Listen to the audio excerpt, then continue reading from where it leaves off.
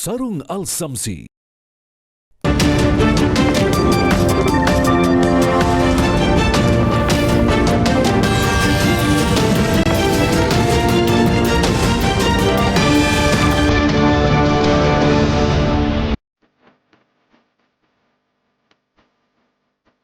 Presiden Prabowo Subianto kembali memantau pemulihan bencana di wilayah Sumatera Barat. Presiden mengunjungi 3 lokasi untuk melihat perbaikan infrastruktur dan kondisi warga korban bencana.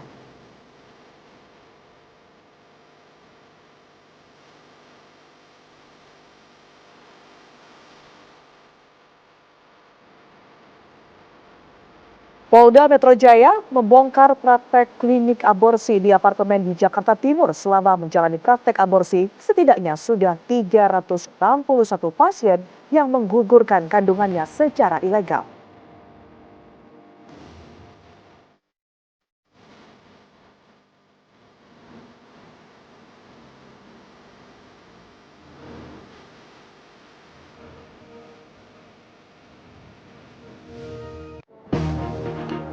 Halo, selamat malam pemirsa. Selain 2 informasi utama tadi, kami juga telah menyiapkan serangkaian kabar penting lainnya untuk Anda. Di antaranya, kabar terbaru dari kondisi warga terdampak bencana alam di Sumatera. Bersama saya Tiara Harahap, inilah kabar utama selengkapnya untuk Anda.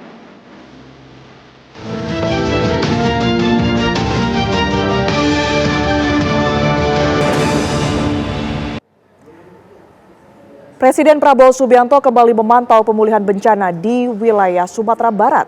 Presiden mengunjungi 3 lokasi untuk melihat perbaikan infrastruktur dan kondisi warga korban bencana.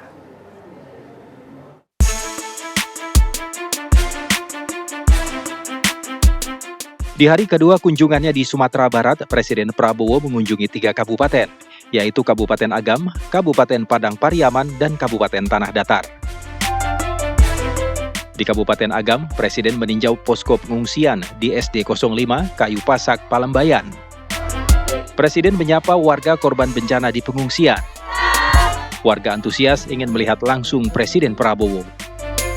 Presiden mengecek langsung proses pemulihan bencana di Palembayan, Kabupaten Agam.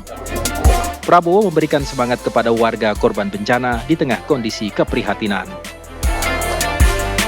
Usai mengunjungi posko pengungsian di Agam, Presiden Prabowo Subianto melanjutkan pantauannya dengan meninjau penanganan bencana di Padang Pariaman. Presiden melihat langsung pembangunan jembatan Beli Mantuang di kawasan Kayu Tanam.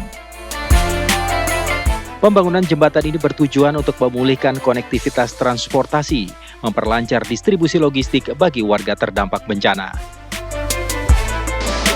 Selanjutnya, Presiden mengunjungi kawasan Lembah Anai di Kabupaten Tanah Datar. Presiden melihat langsung progres perbaikan Jalan Utama Nasional Padang Bukit Tinggi di kawasan Lembah Anai. Normalisasi jalan nasional di Lembah Anai terus dilakukan. Dinas Pekerjaan Umum mengembalikan fungsi lebar badan jalan yang sebelumnya hanyut tergerus banjir bandang. Dari Sumatera Barat, tim TV One mengabarkan.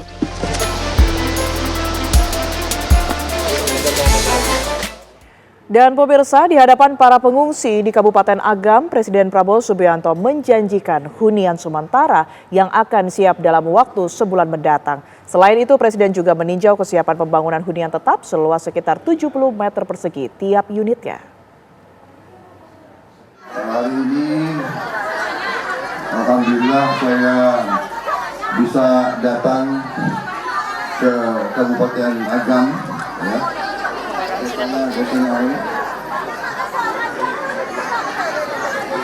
Salarihaye. Ya, dan saya bersyukur keadaan sudah membaik, walaupun kita semua masih prihatin, tapi kita bekerja keras supaya segera memulihkan keadaan. Saya gembira sudah melihat rumah-rumah hunian sementara sudah mulai dibangun, bisa selesai hunian sementara sebulan supaya ibu-ibu, bapak-bapak semua sudah tidak perlu tinggal di tenda. Kemudian segera sesudah itu kita akan bangun hunian tetap. Saya lihat cukup bagus kualitasnya, luasnya hunian tetap juga cukup lumayan besar ya, 70 meter ya, 7 meter persegi. Semua bekerja, saya terima kasih kepada TNI, ya, Polri dan semua pejabat yang bekerja keras. Ratusan kepala keluarga di wilayah Batu Buswa, Lambung Bukit, Kecamatan Pauh, Padang, Sumatera Barat masih bertahan di pengungsian akibat banjir susulan menerjang desa mereka. Satu-satunya akses ke wilayah Batu Buswa sudah mulai dibuka secara terbatas. Akses kendaraan motor bisa ditempuh dengan jalan setapak. Namun kondisi rumah warga sudah porak-poranda. Lumpur bercampur kayu memenuhi area luar dan dalam rumah. Di Kampung Batu Buswa, Padang, terdapat 325 kepala keluarga korban bencana banjir bandang. Hidup mereka hanya bergantung pada bantuan dari berbagai pihak karena harta benda mereka hancur berantakan.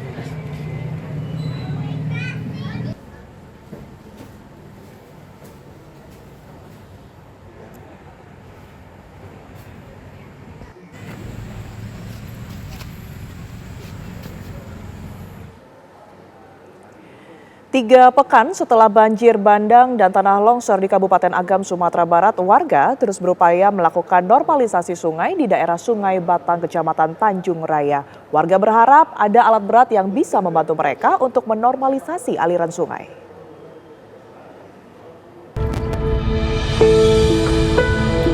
Di Jorong Labuah Nagari, Sungai Batang ini setidaknya ada 8 rumah tersapu material banjir bandang. Meski tidak ada korban jiwa, sapuan bebatuan nyaris tak menyisakan bangunan sama sekali. Warga bahu-membahu gotong royong mencoba menormalisasi sungai yang ada di sini meski dengan peralatan seadanya. Alat berat sekarang kan agak susah mendapatkan, tapi kami lah mengharapkan ke seluruh perangkat-perangkat pemerintah dan langsung ke Pak Wali, Camat, udah dibilang sama Pak Camat, katanya masih diusahakan. Jadi memang di kawasan ini, Jorong Labuah ini, kondisinya sudah sangat porak-poranda.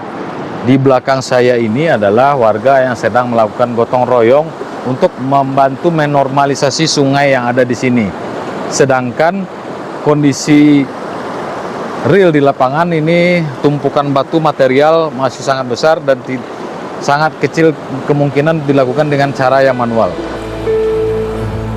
Saat ini dibutuhkan alat berat guna mengembalikan jalur air sungai yang tiba-tiba melebar menjadi 3 bagian ini agar tidak menambah dampak meluas ke kampung sekitarnya.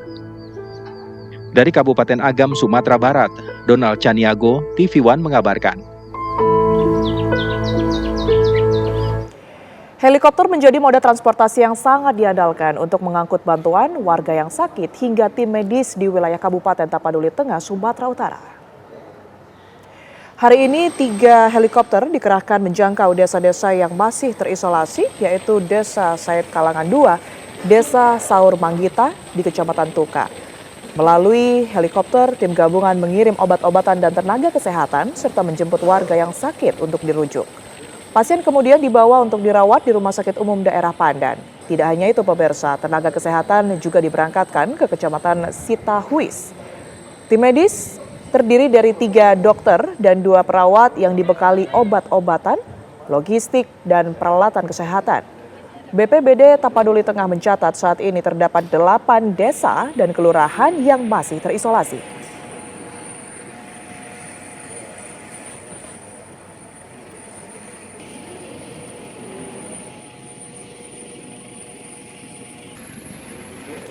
Tim SAR gabungan mengevakuasi korban tewas banjir bandang dan tanah longsor di Tapanuli Tengah, Sumatera Utara. Korban bencana di Tapanuli Tengah meminta percepatan normalisasi Sungai Aik Godang di Kecamatan Tuka yang masih mengalir melewati permukiman mereka.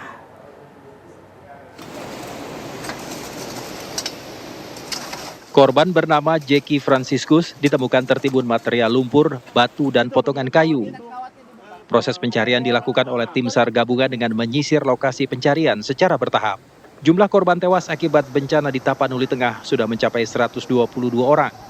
41 orang lainnya masih belum ditemukan. Sementara itu, korban bencana banjir bandang dan longsor di Kabupaten Tapanuli Tengah meminta percepatan normalisasi Sungai Aik Godang di Kecamatan Tuka. Pasca bencana, air Sungai Aik Godang masih mengalir ke ruas jalan hingga mencapai setengah meter melewati permukiman warga. Kondisi itu membuat masyarakat kesulitan membersihkan material lumpur tebal di dalam rumah. Tim tanggap darurat masih terus melakukan pembersihan gelondongan kayu yang menutup aliran Sungai Aik Godang. Dari Kabupaten Tapanuli Tengah, Sumatera Utara, Syaren Situmorang, TV One mengabarkan.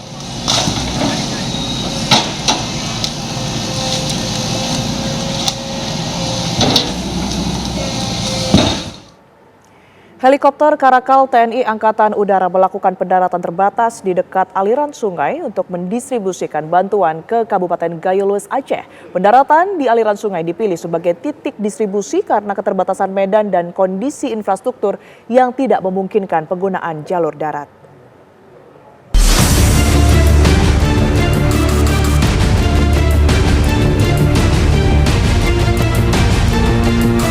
TNI Angkatan Udara menggerakkan helikopter EC-725H225M Karakal untuk mendistribusikan bantuan logistik korban bencana di Aceh. Helikopter melakukan manuver saat mendarat di atas aliran sungai saat melaksanakan misi pendistribusian bantuan ke Kabupaten Gayo Lues, Aceh. Pendaratan di aliran sungai dipilih sebagai titik distribusi karena keterbatasan medan dan kondisi infrastruktur yang tidak memungkinkan penggunaan jalur darat. Lokasi tersebut menjadi satu-satunya area yang dapat dijangkau helikopter untuk menyalurkan bantuan kepada warga.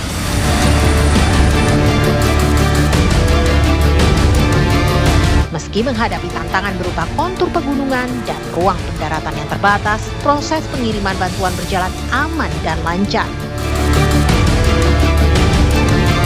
Kru helikopter menjalankan prosedur penerbangan dengan ketelitian tinggi demi keselamatan personel dan kelancaran distribusi logistik. Helikopter yang diberangkatkan dari Lanut Suwondo, Medan membawa bantuan kebutuhan dasar dengan total muatan 1.800 kg. Logistik disalurkan ke Desa Simpurjaya sebanyak 900 kg dan Desa Rumah Bundar sebanyak 900 kg. Kedua desa terdampak bencana itu masih sulit dijangkau melalui darat pasca bencana.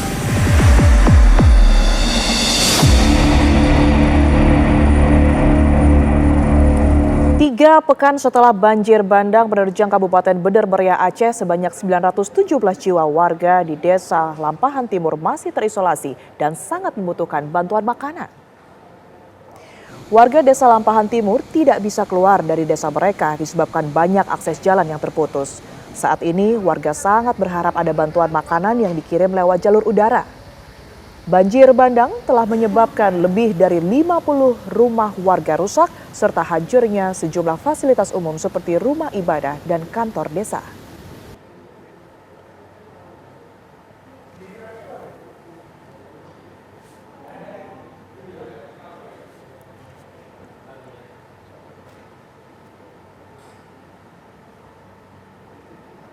Pemulihan pasca bencana terus dilakukan di Kabupaten Aceh Tamiang. Relawan dan juga petugas gabungan bahu-membahu membersihkan fasilitas-fasilitas umum yang terdampak bencana. Petugas gabungan dan relawan hingga kini terus melakukan upaya pembersihan terhadap fasilitas-fasilitas umum dari endapan lumpur pasca banjir bandang melanda Kabupaten Aceh Tamiang. Selain itu, sebanyak 601 titik posko pengungsi didirikan di Aceh Tamiang. Posko induknya sendiri berada di halaman kantor Bupati Aceh Tamiang. Di posko ini, logistik baik itu berupa pakaian, selimut, air minum, dan bahan pangan dapat diperoleh warga. Posko induk juga yang menyalurkan bantuan-bantuan kepada posko-posko lain yang ada di wilayah Aceh Tamiang. Dapur umum yang ada di posko induk menyiapkan 6.000 nasi bungkus bagi para pengungsi.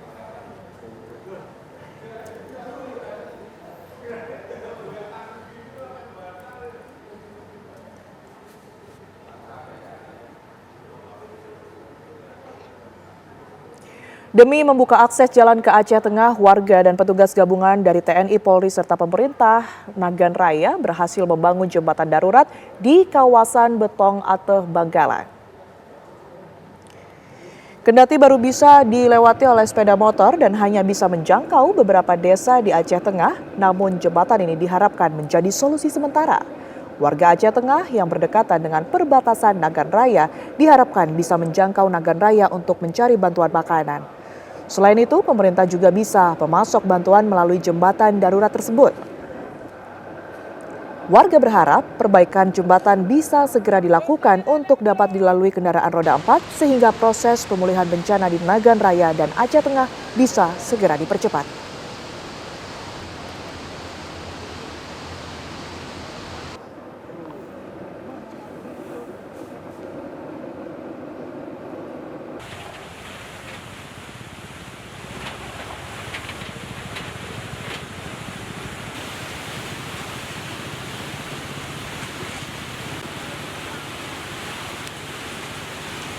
Pemirsa, reporter TV One Syaren Situmorang tetap menjalankan tugas jurnalistik meskipun keluarganya juga terdampak bencana di Tapaduli Tengah, Sumatera Utara. Kami akan kembali usai jeda berikut ini untuk Anda.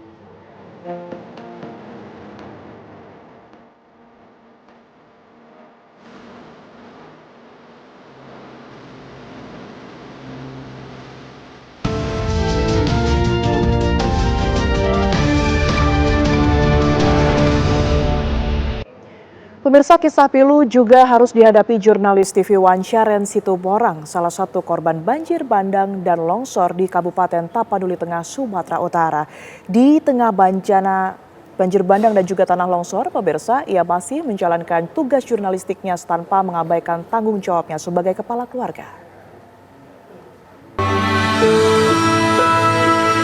Saat banjir bandang dan longsor menerjang hampir seluruh wilayah Kabupaten Tapanuli Tengah, Sumatera Utara pada Selasa 25 November 2025, jurnalis TV One di Tapanuli Tengah, Syaren Situmorang, bekerja melakukan tugas peliputan, sementara keluarganya menunggu di rumah.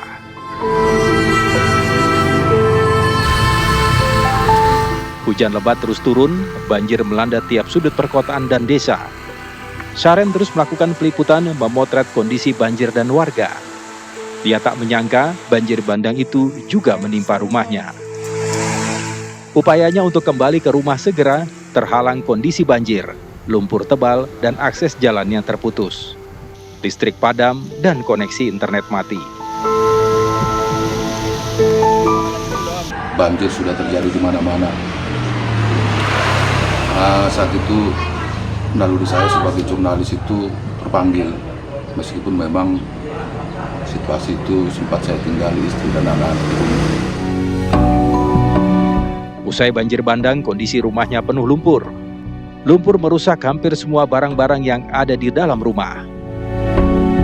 Di tengah tugasnya meliput kondisi terkini akibat banjir bandang, Syaren membersihkan rumahnya terlebih dahulu. Ia bersama istrinya memulihkan kondisi rumah dan membersihkan barang-barang yang penuh lumpur. Saya hanya yakin saja karena tidak akan terjadi apa-apa di rumah. Istri dan 3 orang anak saya yang tinggal di sini. Saat itu bahwa jaringan internet sudah nggak ada lagi. Di tengah kondisi keprihatinan, Syaren melakukan tugas jurnalistiknya tanpa mengabaikan keluarga. Bukan kondisi yang mudah, tapi semangatnya yang membuatnya bertahan. Tim TV One mengabarkan.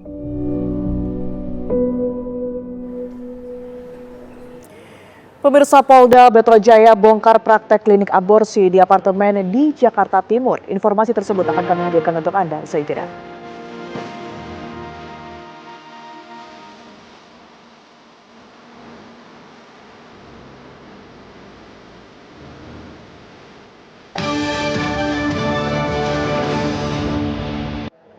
Pemirsa, penyidik Subdit Tipiter di Treskrimsus Polda Metro Jaya membongkar kasus sindikat aborsi di 2 tempat kawasan Jakarta Timur dan Bekasi, Jawa Barat. Selama menjalankan praktik aborsi, setidaknya sudah 361 pasien yang menggugurkan kandungan secara ilegal.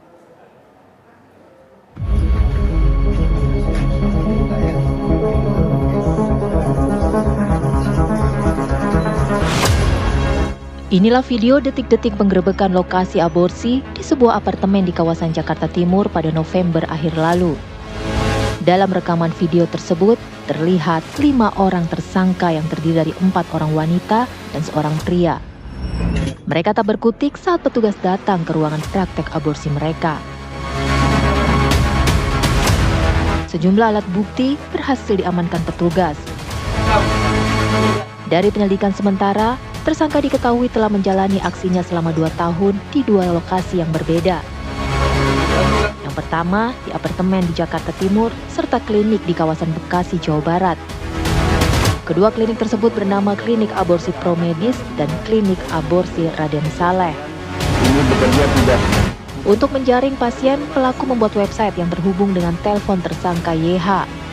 Kemudian, pelaku YH mengirimkan data pasien ke tersangka RH. Selama menjalani praktek aborsi, setidaknya sudah 361 pasien yang menggugurkan kandungannya secara ilegal. Tarif yang mereka kenakan sebesar 5 hingga 8 juta rupiah. Dari kejahatan ini, para pelaku telah meraup keuntungan lebih dari 2,6 miliar rupiah.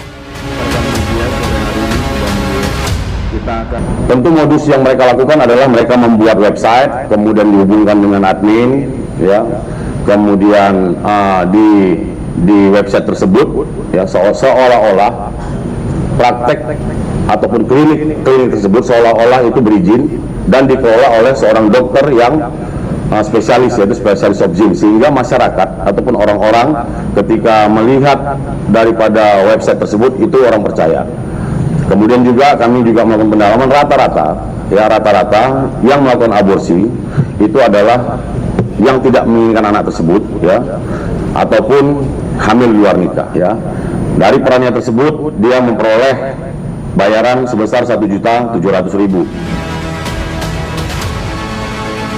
Untuk mempertanggungjawabkan perbuatannya, tersangka kini mendekam di tahanan Polda Metro Jaya dan dijerat Undang-Undang Nomor 17 Tahun 2023 tentang kesehatan dengan ancaman hukuman selama 5 tahun penjara.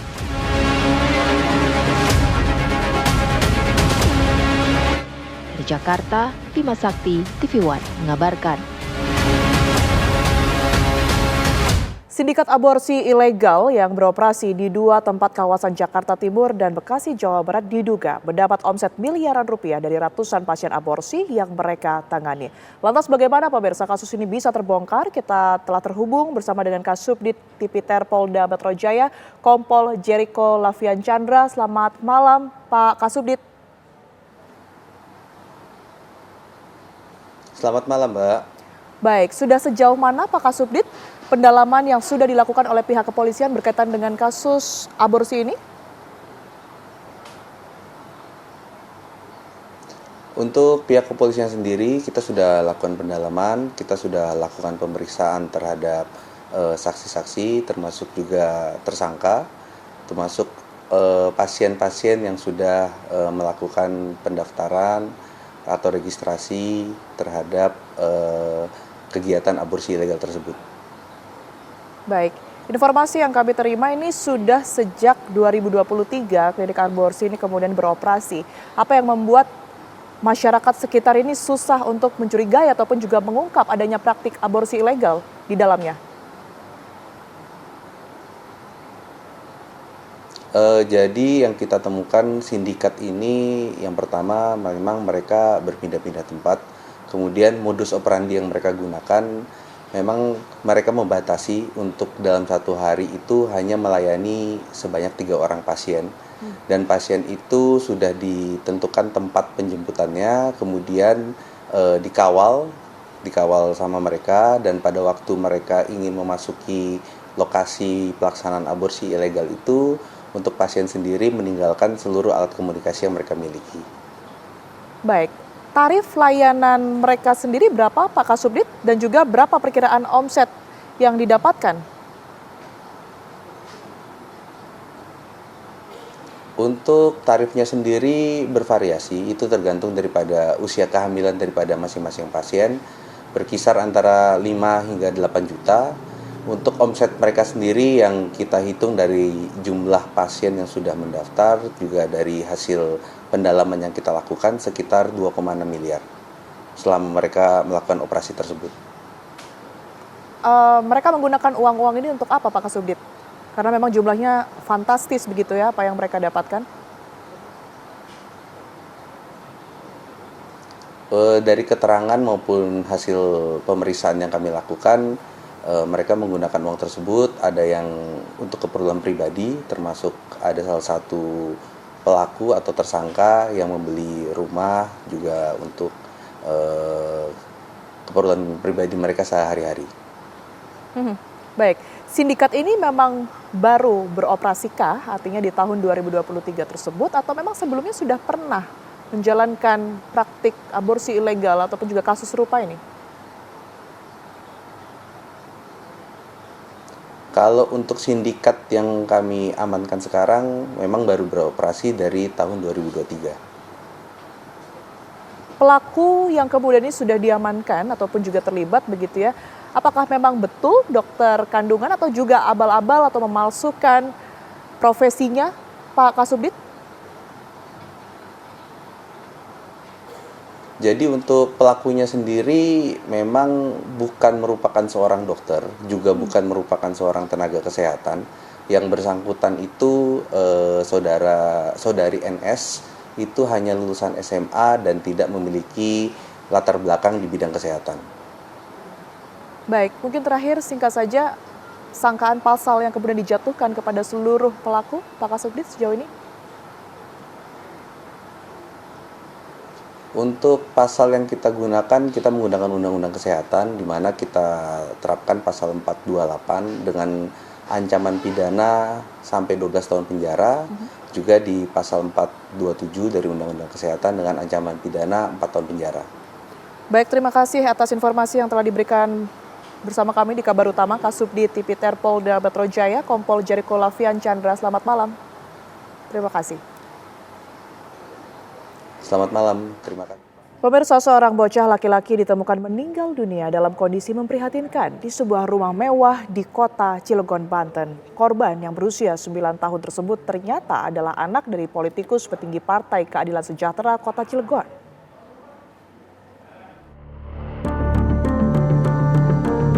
Bocah bernama Muhammad Excel Harman Miller 9 tahun ditemukan meninggal dunia dalam kondisi mengenaskan dengan sejumlah luka di tubuhnya. Korban ditemukan di kediamannya di Komplek Perumahan Bukit Baja Sejahtera 3, Kelurahan Ciwaduk, Kota Cilegon, Banten. Rumah tempat korban ditemukan meninggal dunia kini tampak sepi dari aktivitas. Jenazah korban Excel kini sudah dimakamkan di tempat pemakaman umum Makam Balung. Semasa hidupnya, korban dikenal sebagai anak yang taat kepada orang tuanya. Orang tua korban, Maman Suherman, diketahui merupakan petinggi yang juga Dewan Pakar Partai Keadilan Sejahtera PKS Kota Cilegon. Hal tersebut membuat berbagai pihak mendorong kepolisian untuk segera mengungkap dan mengusut tuntas peristiwa sadis tersebut. Kita menyerahkan ke pihak kepolisian supaya lebih tidak ada intervensi apapun. Nanti kita doakan semoga semuanya lancar, pelakunya ditemukan dan diberi hukuman sesuai dengan ketentuan undang-undang. Saat ini polisi juga sudah memeriksa keterangan 8 orang saksi dari pihak keluarga juga pihak lainnya. Tidak hanya itu, polisi juga telah mengamankan rekaman kamera pengawas di sekitar lingkungan tempat tinggal korban. Dalam hal kita masih melakukan penyelidikan untuk jumlah saksi sementara yang sudah kita lakukan pemeriksaan itu ada 8 orang, termasuk yang ada di lingkungan sekitar dari tempat kejadian. Yang penting sekarang kita bergerak sesuai dengan peraturan perundang-undangan secara objektif dan profesional. Sebelumnya, anggota dan tim Inafis Polres Cilegon juga telah melakukan olah tempat kejadian perkara di lokasi ditemukannya korban meninggal dunia. Korban yang masih duduk di bangku kelas 4 sekolah dasar tersebut ditemukan pertama kali oleh seorang saksi dengan kondisi mengenaskan. Jenazah korban langsung dibawa ke rumah sakit untuk dilakukan pemeriksaan juga autopsi. Polisi masih terus menyelidiki penyebab kematian korban dan motif pelaku menghabisi nyawa korban. Dari Cilegon, Banten, Siti Ma'rufah, TV One mengabarkan.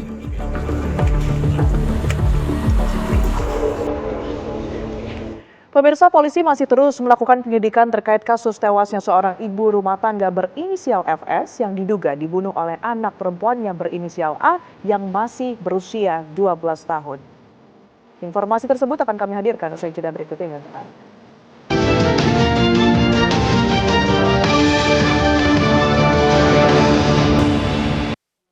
Kapolri Jenderal Polisi Listio Sigit Prabowo menyampaikan bantuan kepada anggota Polri yang terdampak bencana alam di wilayah Polda Sumatera Barat.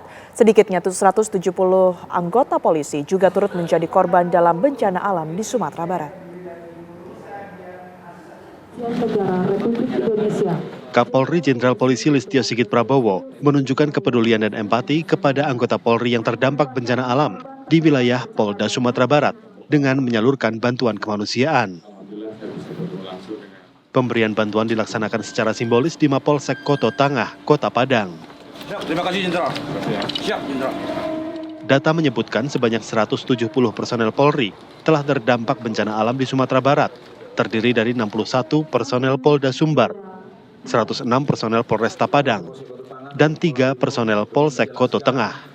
Program yang Jenderal perintahkan kepada kami. Kapolri menyerahkan 170 paket bantuan berisi kebutuhan pokok dan perlengkapan harian hingga obat-obatan ringan. Dan ini sisanya ada sekitar...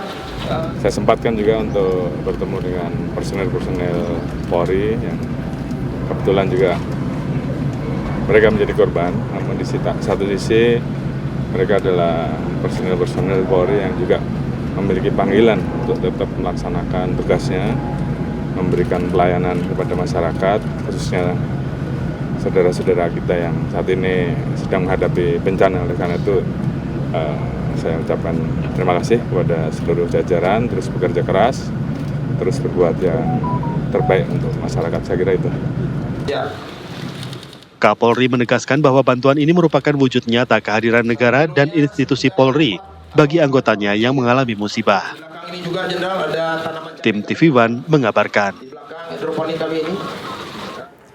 Polisi masih terus melakukan penyelidikan terkait kasus tewasnya seorang ibu rumah tangga di Medan, Sumatera Utara yang diduga dibunuh oleh anak perempuannya yang masih berusia 12 tahun.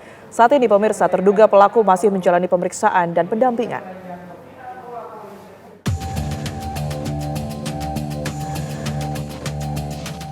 Satreskrim Polrestabes Medan, Sumatera Utara telah menggelar prarekonstruksi kasus dugaan pembunuhan ibu oleh anaknya yang dilakukan siswi kelas 6 sekolah dasar.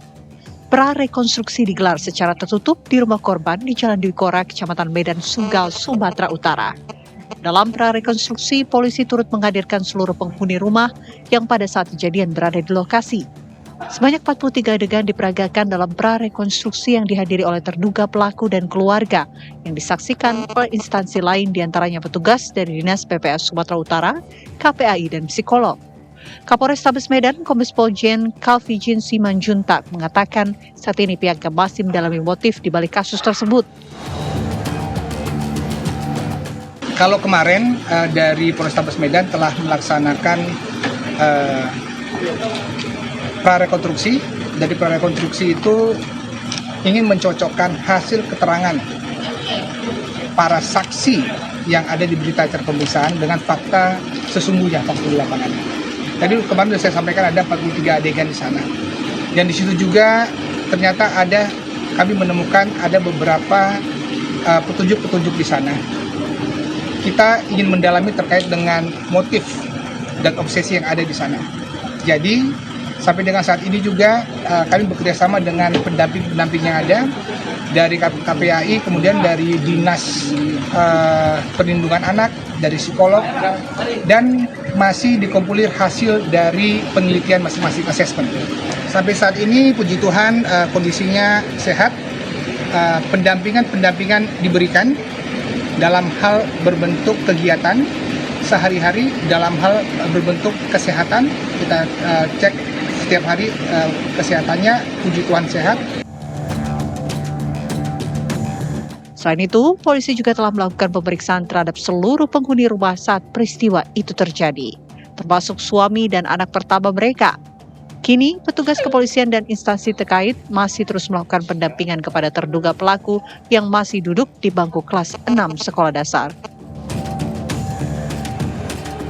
Dari Medan, Sumatera Utara, Alfiansyah TV1 mengabarkan.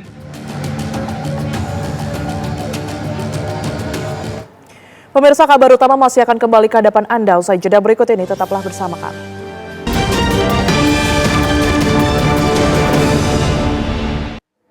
Pemirsa, beragam peristiwa utama dari penjuru tanah air telah mengemuka sepanjang hari ini. Kami hadirkan sebagian di antaranya untuk Anda dalam rangkuman kilas kabar berikut ini.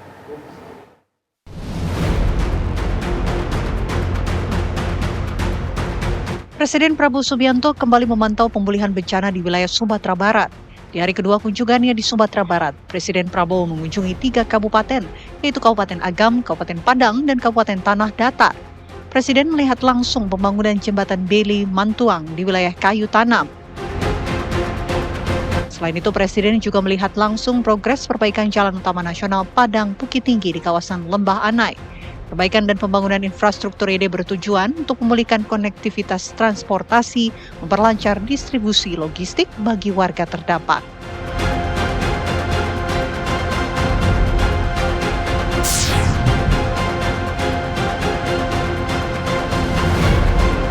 Polda Metro Jaya mengumumkan hasil gelar perkara khusus yang dilakukan atas permintaan Roy Suryo CS terkait kasus ijazah Joko Widodo.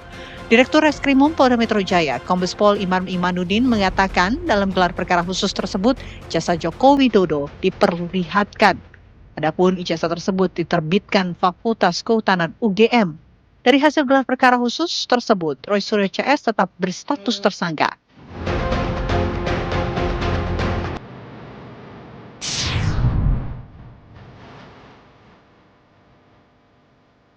Pengadilan Negeri Jakarta Pusat menggelar sidang lanjutan kasus dugaan peredaran narkotika yang menjerat pesinetron Ahmad Zoni. Dalam persidangan kali ini, 4 terdakwa lain turut dihadirkan ke ruang sidang, sementara seorang terdakwa lain yang menghadiri sidang secara daring. Agenda sidang adalah pemeriksaan saksi yang dihadirkan Jaksa Penuntut Umum atau JPU. Sebanyak 5 orang saksi dihadirkan. Mereka terdiri dari unsur pegawai negeri sipil dan kepolisian. Tim TV1 mengabarkan. Informasi tadi sekaligus menutup kabar utama hari ini. Sesaat lagi Anda dapat menyaksikan program Kabar Hari ini bersama dengan Laura Luis. Saya Tiara Haraha pamit undur diri. Terima kasih. Sampai jumpa.